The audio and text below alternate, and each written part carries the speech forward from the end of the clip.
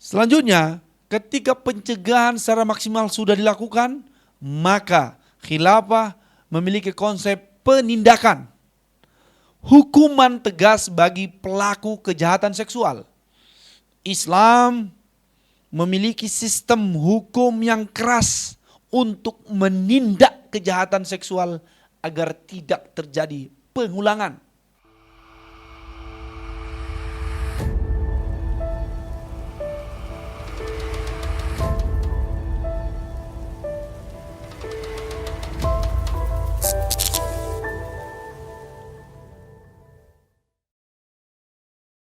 Assalamualaikum warahmatullahi wabarakatuh. Alhamdulillah Allah mempertemukan kita dalam pembahasan selanjutnya. Cara khilafah mengatasi kejahatan seksual. Baru-baru ini kita juga mendengar, melihat di media. Ada seorang Kapolres melakukan tindakan kejahatan seksual kepada anak di bawah umur. Ini adalah fakta yang kita tidak bisa biarkan, karena ini adalah tindakan yang sangat jahat, tindakan bejat yang harus segera diselesaikan. Oleh karena itu, ada cara khilafah mengatasi kejahatan seksual. Di antaranya adalah kita membahas terlebih dahulu apa yang dimaksud terkait kejahatan seksual. Pembahasan selanjutnya terlebih dahulu kita mesti membahas jenis-jenis kejahatan seksual. Apa saja? Kejahatan seksual tentu mencakup berbagai bentuk tindakan yang melanggar kesucian dan kehormatan seseorang.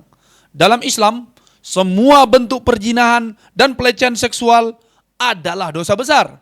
Berikut beberapa jenis kejahatan seksual yang terjadi di masyarakat. Pertama, pemerkosaan.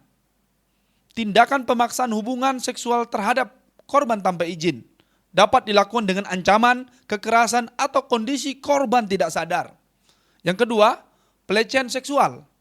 Sentuhan, tindakan bersifat tanpa persetujuan korban bisa terjadi di transportasi umum dan sebagainya. Yang ketiga, adanya eksploitasi seksual anak. Memanfaatkan anak-anak untuk kepentingan seksual, termasuk pedofilia dan perdagangan anak. Dan itulah yang kita lihat beberapa waktu belakangan. Ada oknum Kapolres yang melakukan demikian, melakukan terhadap anak berumur 6 tahun, 3 tahun, dan parahnya lagi divideokan lalu dijual di salah satu negara asing. Selanjutnya perzinahan. Yang keempat, perzinahan. Hubungan seksual antara laki-laki dan perempuan di luar ikatan pernikahan, termasuk perselingkuhan. Yang kelima, LGBT dan penyimpangan seksual. Islam mengharamkan hubungan sesama jenis, transgender, dan penyimpangan seksual lainnya. Yang keenam, pornografi dan prostitusi. Industri pornografi dan prostitusi menjadi faktor utama yang mendorong maraknya kejahatan seksual. Nah, ini adalah jenis-jenis kejahatan seksual yang harus kita pahami terlebih dahulu. Agar apa? Agar kita dapat mewanti-wantinya sedari awal. Setelah jenis-jenisnya tadi kita sudah bahas, kita juga harus memahami fakta maraknya kejahatan seksual di Indonesia. Meskipun hukum telah ada, kasus kejahatan seksual di Indonesia masih sangat tinggi. Berikut beberapa faktanya. Pertama, peningkatan kasus pemerkosaan dan pelecehan seksual. Data Kementerian PPA pada tahun 2023 terjadi lebih dari 15.000 kasus kekerasan seksual. Dengan korban terbanyak adalah perempuan dan anak-anak. Nauzubillah min zalik. Ini miris kita. Tentu banyak kasus tidak dilaporkan karena korban takut, malu, atau diintimidasi. Ini faktanya. Yang kedua, prostitusi dan pornografi merajalela. Industri prostitusi online semakin berkembang, bahkan melibatkan anak-anak.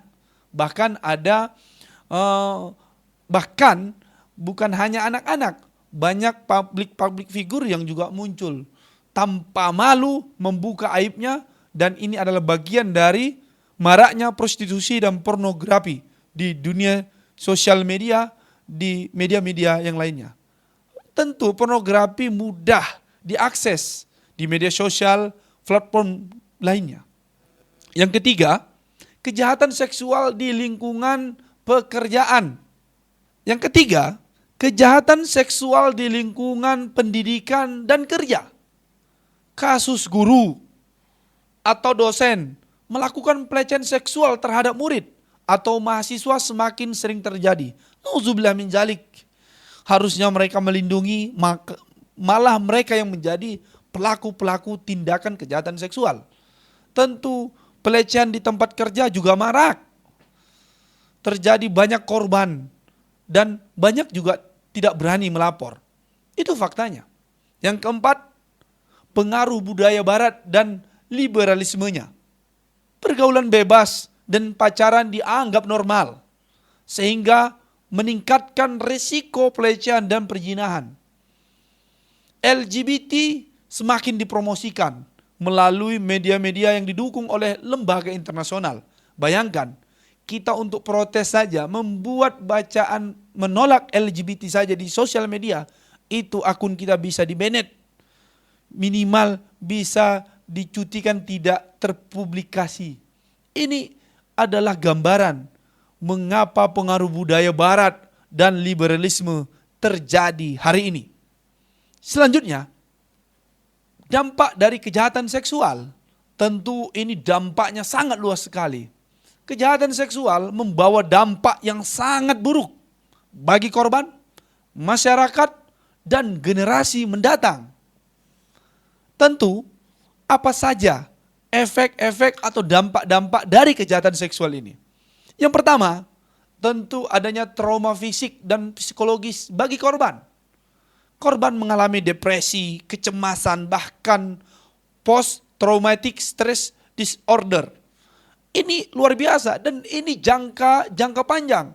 Kalau tidak segera diatasi dengan lebih kepencegahan, maka ini bisa merembet kemana-mana.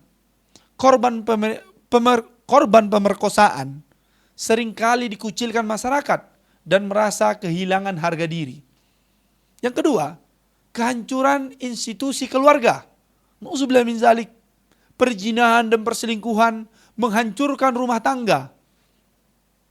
Tidak lagi jelas siapa nasabnya, siapa ya ibunya, siapa bapaknya. Bahkan ini tidak jarang anak-anak yang lahir dari hubungan haram itu dibuang oleh pasangan yang tadinya melakukan hubungan perzinahan. Tentu anak-anak yang besar dengan kekerasan seksual pasti kehilangan figur keluarga dan tentunya ini mengakibatkan efek yang begitu panjang. Yang ketiga, maraknya penyakit menular seksual. Penyebaran HIV/AIDS dan penyakit menular seksual lainnya semakin meningkat akibat pergaulan bebas dan prostitusi. Yang keempat, degradasi moral dan hilangnya rasa malu. Makanya kita bisa melihat di sosial media ada public figure supaya dia viral, tujuan yang aneh-aneh tadi dia sampaikan, bahkan sampai keranjangnya pun dia secara vulgar, secara percaya diri menyampaikan. Padahal efeknya dilihat, didengar oleh anak-anak, para remaja, seolah-olah itu adalah perbuatan yang benar. Perempuan dijadikan objek seksual dalam budaya kapitalisme dan industri hiburan, menjadi komoditi, menjadi komoditas, dan menjadi pemuas nafsu-nafsu bejat. Masyarakat semakin permisif terhadap pacaran, perzinahan, dan LGBT. Harusnya masyarakat itu menjadi benteng untuk mengawal ini sampai tidak terjadi. Tapi karena degradasi moral dan hilangnya rasa malu, masyarakat pun sudah berpengaruh memiliki sikap permisif. Selanjutnya, ketika kita sudah bicara fakta, dampak, dan definisi, tentu kita harus membahas terkait solusi cara khilafah memberantas kejahatan seksual.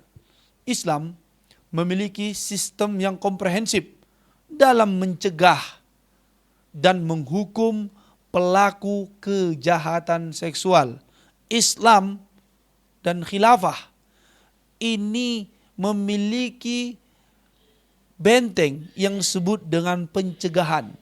Ketika pencegahan sudah dilakukan secara maksimal, tetap ada pelaku-pelaku yang melanggar hukum tadi, kejahatan seksual tadi, maka khilafah memiliki hukuman yang tegas dan komprehensif. Pencegahan, tentu khilafah memiliki konsep pencegahan. Membangun masyarakat yang bermoral Islam. Caranya bagaimana? Tentu pertama, menegakkan syariat Islam dalam pergaulan. Laki-laki dan perempuan diwajibkan menutup aurat sesuai dengan syariat. Hijab dan jilbab bagi wanita, pakaian yang sopan bagi laki-laki. Larangan ikhtilat atau campur baur antara laki-laki dan perempuan yang bukan mahram, kecuali dalam kondisi yang dibolehkan syariat. Misalkan dalam hal pendidikan, dalam hal kesehatan. Mewajibkan laki-laki dan perempuan menjaga pandangan atau yang disebut sebagai godul basor. Kita menjaga pandangan kita melihat sesuatu yang berhak untuk kita lihat. Dan kita menundukkan pandangan kita untuk tidak melihat. Untuk apa? Karena dorongan itu terjadi dari eksternal. Sehingga kita menjaga pandangan kita, kita tidak akan terjerumus dari tindakan-tindakan yang tidak bermoral. Yang kedua, melarang pacaran, perzinahan, dan LGBT. Islam melarang segala bentuk hubungan di luar pernikahan. LGBT adalah perbuatan haram yang harus dilarang dan ditindak. Yang ketiga, menutup sumber maksiat, pornografi, prostitusi, dan media rusak. Menutup situs-situs dan melarang penyebaran yang berdampak mengundang syahwat. Menutup semua tempat prostitusi dan melarang segala bentuk perdagangan manusia untuk tujuan seksual. Dan ini dilakukan bukan hanya di saat bulan suci Ramadan, tapi di setiap hari, di setiap bulan, 1 kali 24 jam. Itulah pencegahan di dalam konsep Islam ketika khilafah memimpin. Yang keempat, membina generasi dengan pendidikan Islam. Menyisipkan nilai-nilai Islam, menyampaikan nilai-nilai Islam, menanamkan nilai-nilai Islam dalam kurikulum pendidikan agar anak-anak memahami batasan pergaulan dalam Islam. Menanamkan kesadaran tentang hukum-hukum Islam sejak dini. Agar apa?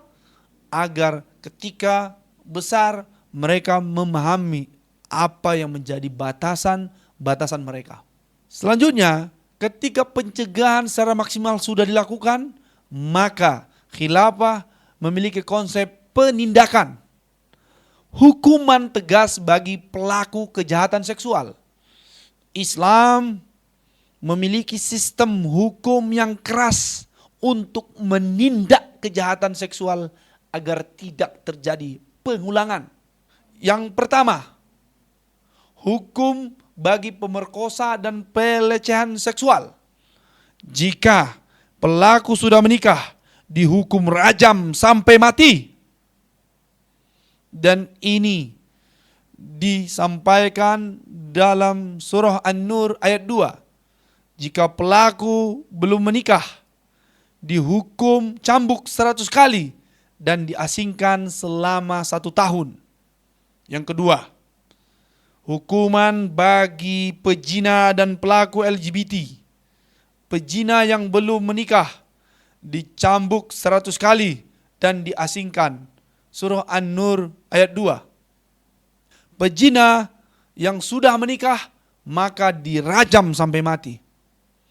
LGBT, homoseksual dan transgender dihukum mati sesuai dengan hadis Rasulullah Sallallahu Alaihi Wasallam. Bunuhlah siapa saja yang kalian temui melakukan perbuatan kaum Lut. Hadis riwayat Abu Daud, Tirmizi. 3. Hukuman bagi penyebar pornografi dan prostitusi.